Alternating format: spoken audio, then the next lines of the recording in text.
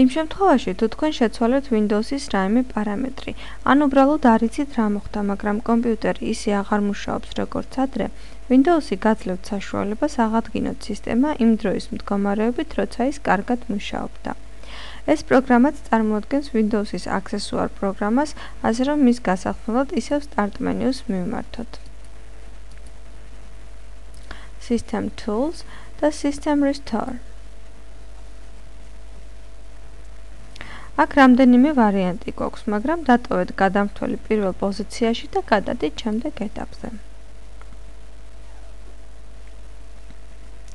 აქ კი აირჩიეთ თარიღი, როცა თქვენი კომპიუტერი კარგად მუშაობდა.